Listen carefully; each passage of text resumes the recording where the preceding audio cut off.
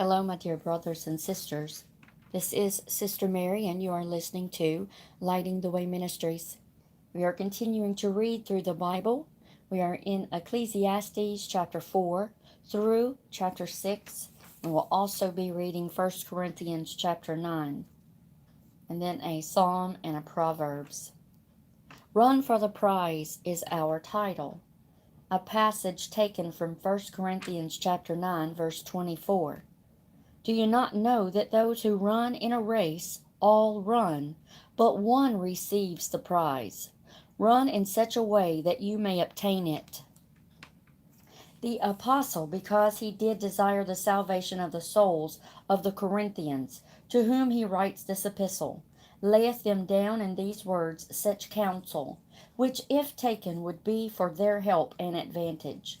The doctrine is this: they that will have heaven must run for it. I beseech you to heed it well. The prize is heaven, and if you will have it, you must run for it. Pray tell me, therefore, how should I run?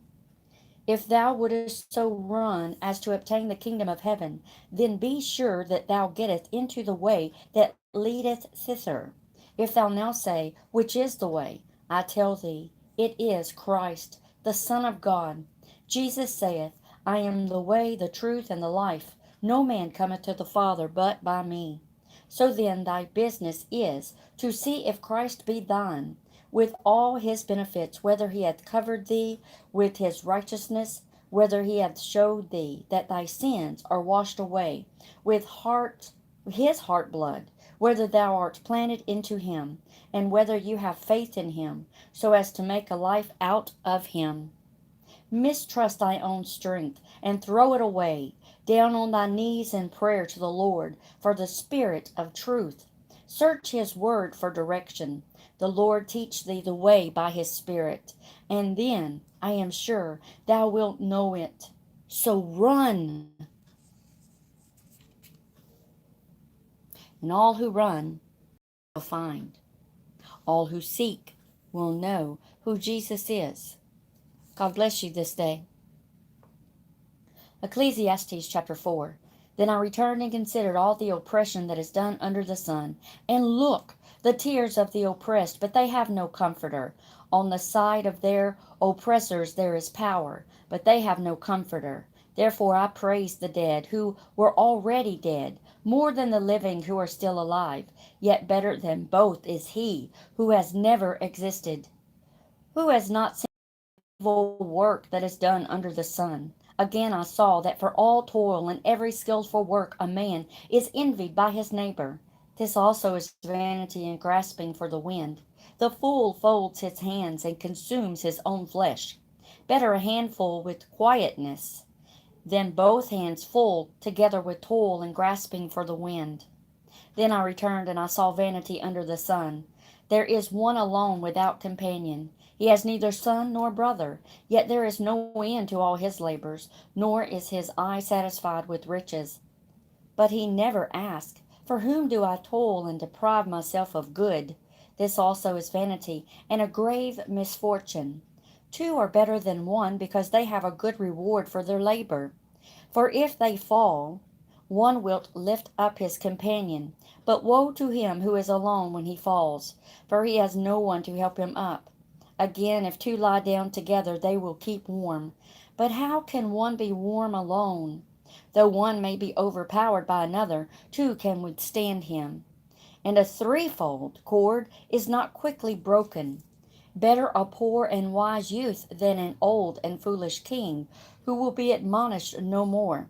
For he comes out of prison to be king, although he was born poor in his kingdom. I saw all the living who walk under the sun.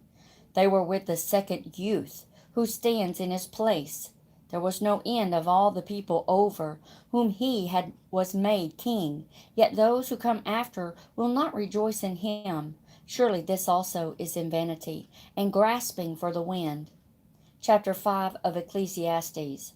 Walk prudently when you go to the house of God, and draw near to hear rather than to give the sacrifice of fools, for they do not know that they do evil.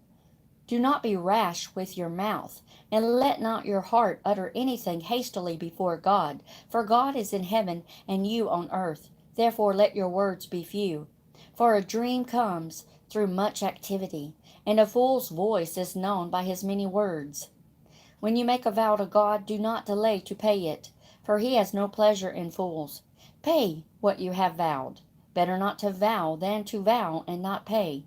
Do not let your mouth cause your flesh to sin, nor say before the messenger of God that it was an error. Why should God be angry at your excuse and destroy the work of your hands? For in the multitude of dreams and many words there is also vanity, but fear God. If you see the oppression of the poor, and the violent perversion of justice, and righteousness in a province, do not marvel at the matter, for high official watches over high official, and higher officials are over them. Moreover, the profit of the land is for all, even the king is served from the field. He who loves silver will not be satisfied with silver, nor he who loves abundance will increase. This also is vanity. When goods increase, they increase who eat them. So what profit have the owners except to see them with their eyes? The sleep of a laboring man is sweet, whether he eats little or much, but the abundance of the rich will not permit him to sleep. There is a severe evil which I have seen under the sun. Riches kept for their owner to his hurt, but those riches perish through misfortune. When he begets a son, there is nothing in his hand. As he came from his mother's womb, naked shall he return. To go as he came, and he shall take nothing from his labor, which he may carry away in his hand. And this also is a severe evil, just exactly as he came, so shall he go. And what profit has he who has labored for the wind? His days he also eats in darkness, and he has much sorrow and sickness and anger. Here is what I have seen. It is good and fitting for one to eat and drink, and to enjoy the good of all his labor in which he toils under the sun, all the days of his life which God gives him, for it is his heritage. As for every man to whom God has given riches and wealth, and given him power to eat of it, to receive his heritage and rejoice in his labor, this is the gift of God, for he will not dwell unduly on the days of his life, because God keeps him busy with the joy of his heart. Chapter 6 of Ecclesiastes. There is an evil which I have seen under the sun, and it is common among men. A man to whom God has given riches and wealth and honor, so that he lacks nothing for himself of all he desires, yet God does not give him power to eat of it, but a foreigner consumes it. This is vanity, and it is an evil affliction. If a man begets 100 children and lives many years, so that the days of his years are many, but his soul is not satisfied with goodness, or indeed he has no burial, I say that a stillborn child is better than he, for it comes in vanity and departs in darkness, and its name is covered with darkness, though it has not seen the sun or known anything. This has more rest than that man, even if 1,000 years twice, but has not seen goodness. Do not all go to one place. All the labor of man is for his mouth, and yet the soul is not satisfied. For what more has the wise man than the fool? What does the poor man have, who knows how to walk before the living? Better is the sight of the eyes than the wandering of vanity and grasping for the wind. Whatever one is, he has been named already, for it is known that he is man, and he cannot contend with him who is mightier than he. Since there are many things that increase vanity, how is man the better? For who knows what is good for man in life, all the days of his vain life which he passes like a shadow? Who can tell a man what will happen after him under the sun? Psalm chapter 102, verses 18 through 28. This will be written for the generation to come, that a people yet to be created may praise the Lord.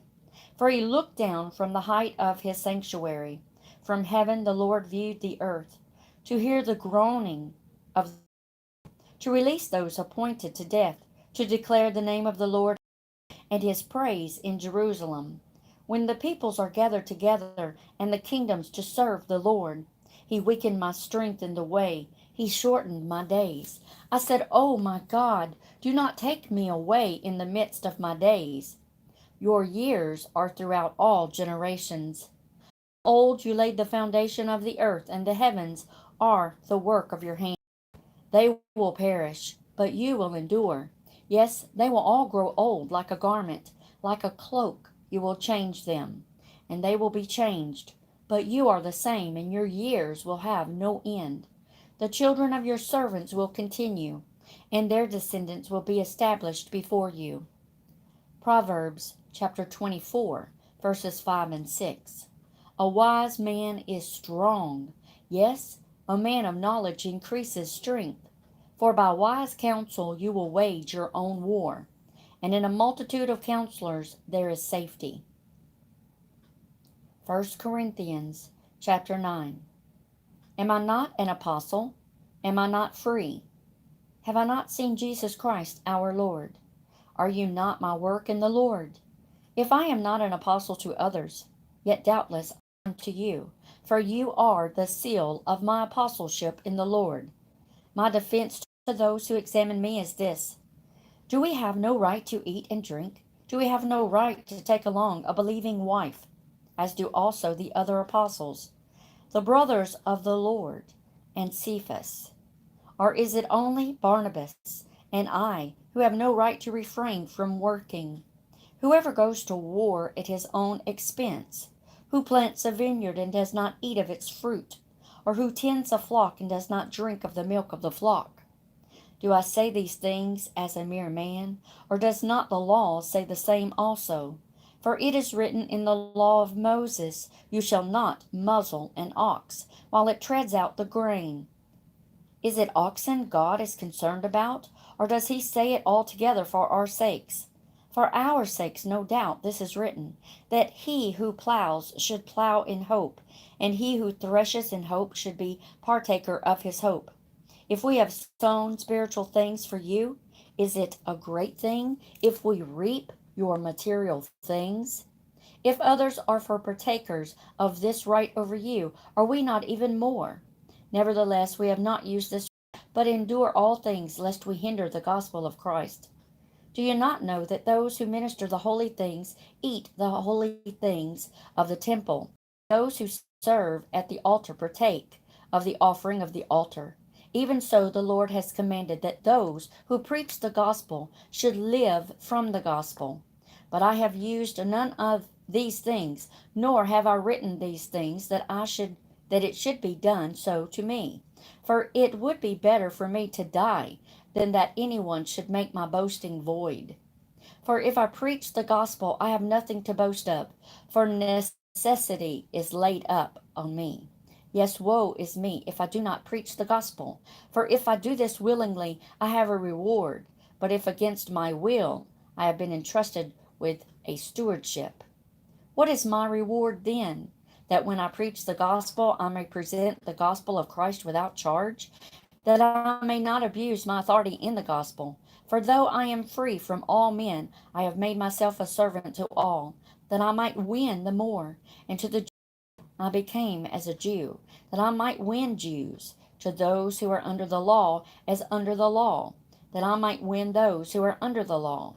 To those who are without law, as without law, not being without law toward God, but under law toward Christ, that I might win those who are without law. To the weak I became as weak, that I might win the weak. I have become all things to all men, that I might by all means save some. Now this I do for the gospel's sake, that I may be partaker of it with you. Do you not know that those who run in a race all run, but one receives the prize? Run in such a way that you may obtain it. And everyone who competes for the prize is temperate in all things. Now they do it to obtain a perishable crown, but we for an imperishable crown. Therefore I run thus, not with uncertainty. Thus I fight, one who beats the air. But I discipline my body and bring it into subjection, lest when I have preached to others, I myself should become disqualified.